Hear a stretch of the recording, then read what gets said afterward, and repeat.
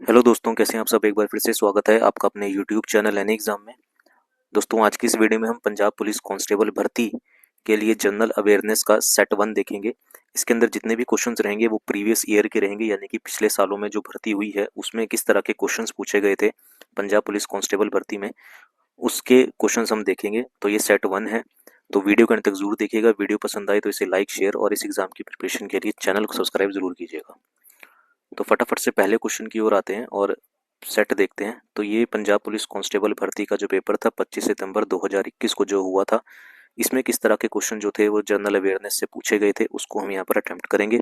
तो पहले क्वेश्चन की ओर आते हैं। पहला क्वेश्चन जो है वो दिया गया है कि the chairperson of the panchayat at intermediate and district level are. तो chairperson of the panchayat at intermediate and district level are, वो कौन कैसे होता है, वो कौन इलेक्ट करता है। तो इसका सही आंसर हो जाएगा आपके पास option number B, elected by the panchayat member.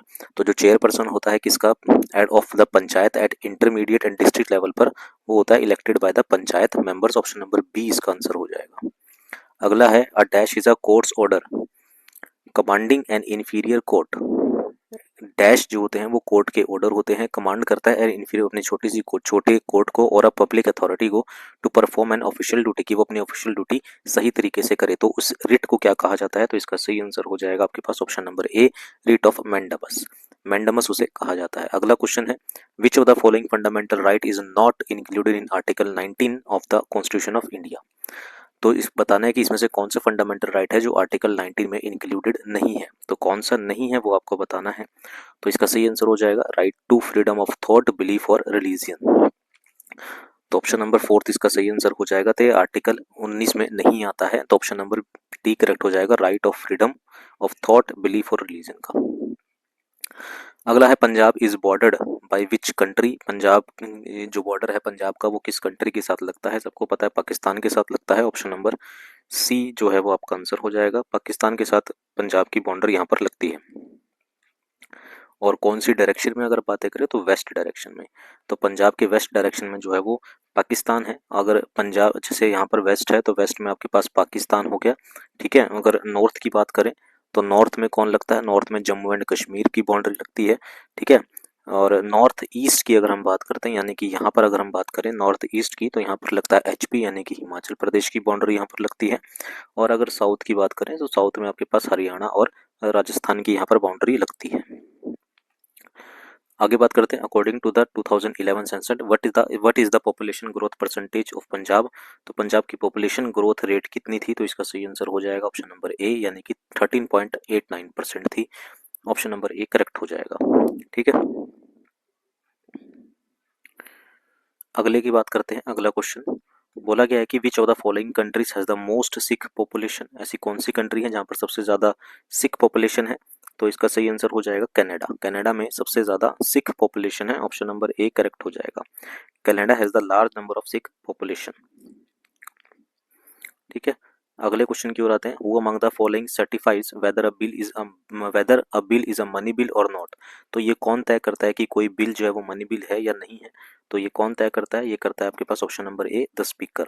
Speaker जो होता है वो तय करेगा कि कोई बिल जो है वो मनी बिल है या नहीं है, ठीक है। तो ऑप्शन नंबर आपके पास ए जो है वो करेक्ट हो जाएगा। और ये कौन से आर्टिकल में आता है, या आपके पास आर्टिकल की अगर बात करें तो कोई बिल या बिल मनी बिल और नॉट, ये कौन से आर्टिकल में आता है। तो ये आर्टिकल आपके पास 110 में आता है, आर्टिकल 110 में। अगले क्वेश्चन की ओर आते हैं। अगला है आपके पास which Punjabi folk dance similar to the more eminent bhangra is performed by women. तो आपके पास पूछा गया है कि कौन सा पंजाबी फोक डांस है जो कि सिमिलर है किसके लिए, similar to the more eminent bhangra की तरह इस परफॉर्म जो वुमेन परफॉर्म करती हैं। तो ये आपके पास ऑप्शन हो जाएगा गिद्दा। वुमेन क्या परफॉर्म करती हैं, giddha. Option number B correct हो जाएगा। अगला क्वेश्चन जो पूछा गया था, who among the following princely state is not a part of India after participation in 1947। तो आपको बताना है कि कौन सी प्रिंसली स्टेट थी जो कि इंडिया का पार्ट नहीं थी आज़ादी के बाद 1947 में। तो नाइन्थ नौवे का सही आंसर हो जाएगा आपके पास ऑप्शन नंबर डी, यानी कि Bahawalpur. Option number D correct हो जाएगा। अगला है the upper house that is legislative council of Punjab was abolished on 1 जनवरी। तो जो अपर हाउस है that is legislative council of Punjab वह एबॉलिश कर दिया गया था फर्स्ट जनवरी, कब, 1970। ऑप्शन नंबर डी सही आंसर हो जाएगा। अगला जो क्वेश्चन पूछा गया था वो पूछा गया था कि where is the annual 3 day Shaheedi Jor Mela held in Punjab. तो आपको यहाँ पर पूछा गया कि साल का जो 3 दिन का शहीदी जोर मेला होता है वो पंजाब में कहाँ होता है, ठीक है ना, कहाँ पर होता है। तो ऑप्शन नंबर इसका सही हो जाएगा option number B, Gurudwara Fatehgarh Sahib में होता है ये। ऑप्शन 3 दिन का मेला होता है ये, ठीक है। कौन सा मेला है, शहीदी जोर मेला होता है ये 3 दिन का। ऑप्शन नंबर बी आपके पास सही हो जाएगा। अगला क्वेश्चन कह रहा है कि विच सिख गुरु इंट्रोड्यूस आनंद करज which was a special kind of marriage ceremony. तो आपको बता यहाँ पर पूछा गया कि किस सिख गुरु ने जो था इंट्रोड्यूस किया था आनंद करज which was a special kind of marriage ceremony है। तो ये किसने इंट्रोड्यूस किया था, गुरु अमरदास जी ने। ऑप्शन नंबर बी इसका आंसर हो जाए। किसने इंट्रोड्यूस किया था ये, गुरु अमरदास जी ने ये इंट्रोड्यूस यहाँ पर किया था। अगला क्वेश्चन है the most essential operation of making the soil loss and porous to desired depth as per requirement of the crop is the most essential operation. आपको ऑपरेशन का नाम बताना है for making the soil loose and porous to desired depth as per the requirement of the crop. तो इसका सही answer क्या हो जाएगा, ऑप्शन नंबर बी प्लगिंग। क्या हो जाएगा, प्लगिंग हो जाएगा। अगला क्वेश्चन है आपके पास dash is the birth place of Khalsa. जो डैश है आपको नाम बताना है वो जो है बर्थ प्लेस है किसका, खालसा का। अ वे ऑफ आइडेंटिफाइंग और डिफरेंशिएटिंग द सिख। तो जो है सिक्स को आइडेंटिफाई और उनको डिफरेंशिएट करने का जो है वो तरीका है, तो वो बर्थ प्लेस कौन सा है। तो इसका सही आंसर हो जाएगा आपके पास option number D, Takht Keshgarh Sahib. कौन सा है, तख्त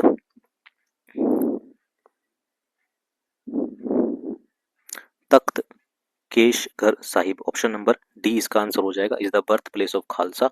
तो Takht Keshgarh Sahib is the birth place of Khalsa, a way of identifying और differentiating the Sikhs. Option number D correct हो जाएगा। ठीक है, अगले क्वेश्चन की ओर आते हैं। Which festival of Punjab is celebrated with a special bone fire. तो सबको पता है कि लकड़ियां जला के जो त्योहार मनाया जाता है वो कौन सा है, लोहड़ी का। ऑप्शन नंबर ए करेक्ट हो जाएगा। ऑप्शन नंबर ए यहाँ पर करेक्ट हो जाएगा। अगला क्वेश्चन पे आते हैं।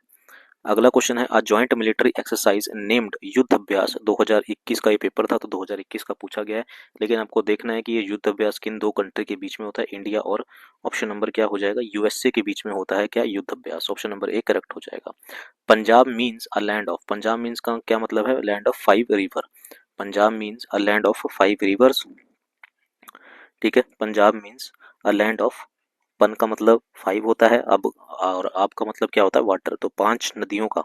ठीक है, कौन कौन सी हैं वो 5 नदियां, सतलुज होगी, ब्यास होगी, रावी, चिनाब और झेलम। कौन कौन सी हैं फिर से, आपके पास सतलुज है, सतलुज, ब्यास, रावी और आपके पास चिनाब, और कौन सी है, और है आपके पास झेलम। ये 5 रिवर हैं। ठीक है, और पंजाब में आज सिर्फ 3 नदियां ही फ्लो करती हैं। कौन कौन सी, एक है सतलुज, ब्यास और आपके पास रावी। ये 3 नदियां ही अभी पंजाब में जो है वो फ्लो करती हैं।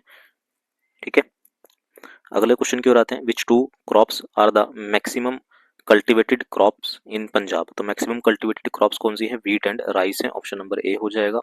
Along who along with Batukeshwar Dutt threw bomb in central assembly. तो बटुकेश्वर दत्त के साथ साथ किसने जो था मिलके सेंट्रल असेंबली में बॉम्ब गिरा था, सबको पता है, भगत सिंह जी ने। ऑप्शन नंबर बी इसका आंसर हो जाएगा।